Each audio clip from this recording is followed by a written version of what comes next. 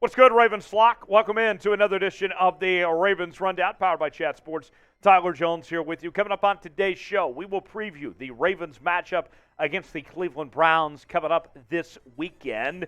Before we get to that, though, with the Ravens playing the Browns, you know that means we're in a sub-battle this week with the Browns Report. Matthew Peterson and company, all the dog haters, the frauds that pretend to be the dog pound, but really they just hate puppies. Look, we want to put some misery involved in that Cleveland Browns report, not just on the football field, but off the field as well. So, with that, let's prove that Ravens fans are the best in the league and better than those Brown fans by subscribing to the channel now. They're beating us in subs this week. Over 300 for them. We're just about 100 ourselves. So we got some catching up to do. So, I strongly encourage you, if you have not already, to subscribe to the channel for the latest Ravens news and rumors and more, all in one place right here on the Ravens Rundown. And if you're already subscribed, well, we appreciate you. And so with that, go ahead and type me if you are subscribed to the Ravens Rundown. And we can't do this without you guys. You're the absolute best. We'll get started with today's show.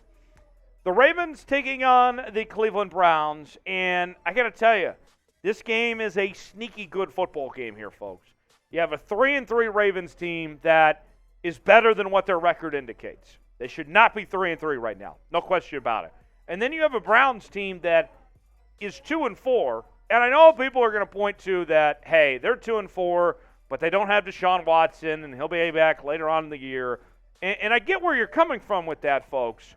But the issues with the Browns right now are bigger than just the quarterback position. Deshaun Watson coming in isn't going to solve everything. Now, granted, although the Browns aren't playing great right now, this is still a divisional matchup. We've seen that the Browns have talent. They have good players here. This should be a good football game. And if we've learned anything about this Ravens team in the last few weeks, nothing is guaranteed. Nothing is for certain. So with that, the Ravens, 6.5-point favorite. It feels nice, but let's see them actually finish a game, right? More on that in a moment.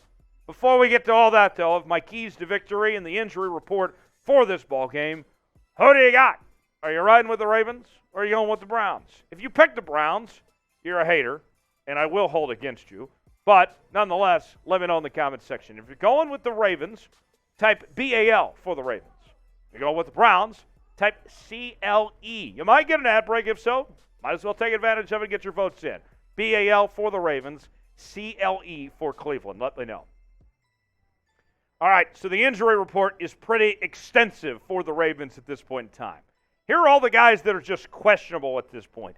They include Lamar Jackson, Mark Andrews, Calais Campbell, Ronnie Stanley, Patrick Ricard. Now, listen to this. With Lamar, he was limited in practice on Wednesday with that hip. I'll be shocked if he doesn't play, though. Mark Andrews did not practice with the knee. We'll see. Things are kind of day-to-day there, and there's more. Let's get to more questionables here for you. Ben Cleveland with a foot issue. Justin Houston with a groin. Rashod Bateman with a foot injury.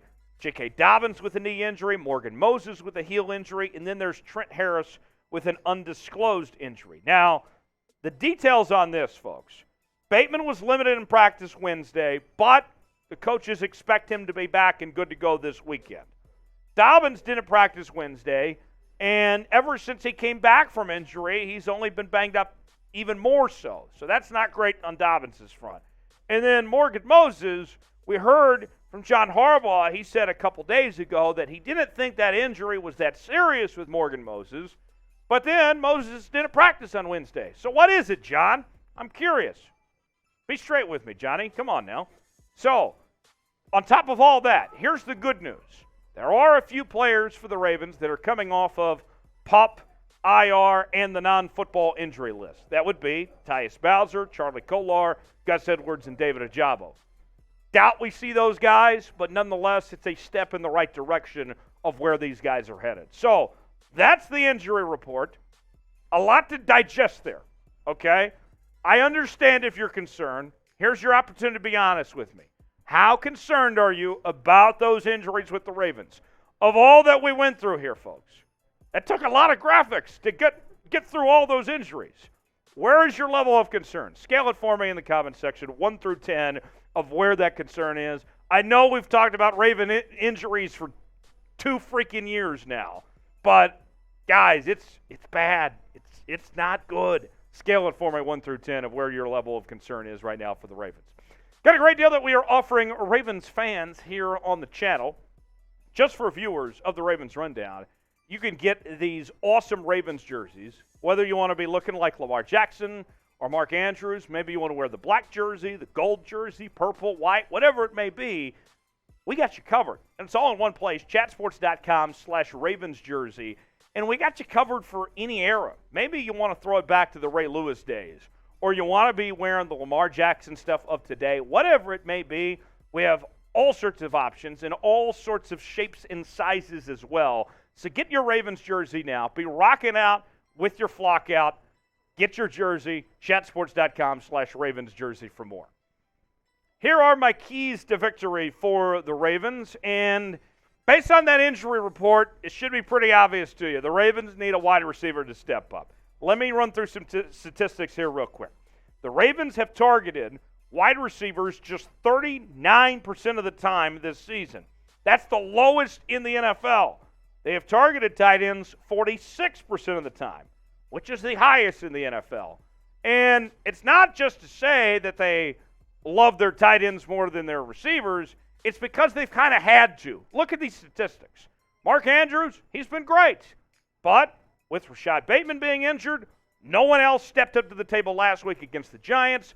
The week prior against Cincinnati, we saw Devin Duvernay play okay, but still, there was a lot left to be desired. So somebody, I don't care who, look, Rashod Jackson isn't going to be available till next week. You're not asking him to step up to the plate right now. Somebody, I don't care who it is, please be that number 3 receiving option, and a wide receiver, got to do it. Somebody, please, help out Lamar Jackson. That'll go a long way. Number 2 on my keys to victory for the Ravens. It's finish, right? I mean, it almost goes without saying. You guys all know about the issues with this team when it comes crunch time and the way that they have folded late in games, giving up not 1, not 2, but 3 double-digit leads in the fourth quarter of this season. And listen to this. The Ravens are ranked last in the league on defense in scores in late game situations. 73% of drives have resulted in scores, which is more than any other team in the NFL. That's bad. So you got to finish. And, you know, it goes, I focus on the defense here, but the offense can't let up either. It's a twofold thing when it comes to finishing as a collective unit. They got to do a better job at the end of football games. Number 3, got to take care of the football. And I know that sounds like a given when you talk about keys to victory of putting yourself in a situation where you want to limit mistakes. That's almost obvious, right? But the details here are pretty fascinating. Listen to this. The Ravens are 2-6 when losing at least 1 fumble since 2021. Doesn't take a genius to point to that when the Ravens fumble the football, they lose. Lamar Jackson right now has thrown a total of 6 interceptions. We already know he's got to clean that up a bit. And so with that, it's not just a Lamar Jackson issue. It's a collective thing. They have to do a better job, not just on the interceptions, but also the fumbles as well. Something to keep in mind. 2 more keys to victory for the Ravens in a moment. Before we do, who's going to step up? Who is going to be the driving force for the Ravens to get a victory on Sunday? I want to know. What say you? Tell me in the comments section. Name a player for me. Offense, defense. You can even say special teams if you want. That's okay. Name one player for me that is going to have a big game for the Ravens that's going to be the difference in a win for Baltimore. Let me know in the comments section below.